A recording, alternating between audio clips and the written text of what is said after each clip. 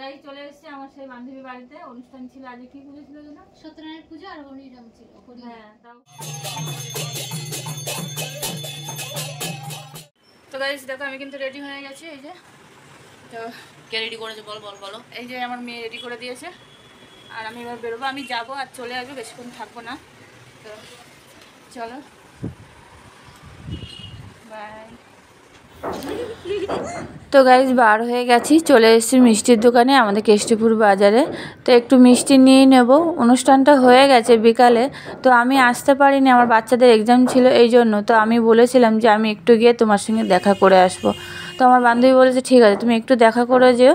তো ওই জন্য চলে এসেছি। দেখো ওদের বাড়িতে লিফটের জন্য দাঁড়িয়ে আছি, আর ওদের বাড়িতে আমি ঢুকে গেছি। তো চলো দেখো ওরা আমার সঙ্গে কীভাবে কথা বলে আর কি বলছে।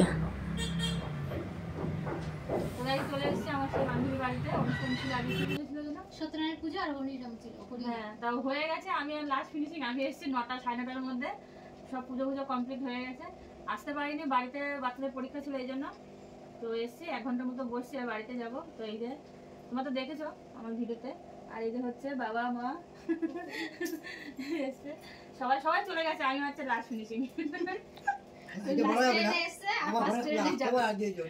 আমি ট্রেনে আসলাম, তো ট্রেন পাইনি, ট্রেন লেট হয়ে গেছে। বাড়ি অনেকটা দূর, নিউ টাউন। হ্যাঁ তো চলো বাই। দেখো এখানে কিন্তু হরির নাম হচ্ছে, হরির নাম। আর সত্যনারায়ণ পুজোটা আগে হয়ে গেছে, ওই 4টে-5টার দিকে হয়ে গেছে। আর তারপরে কিন্তু 5:30টার সময় এই হরির নামটা হচ্ছে।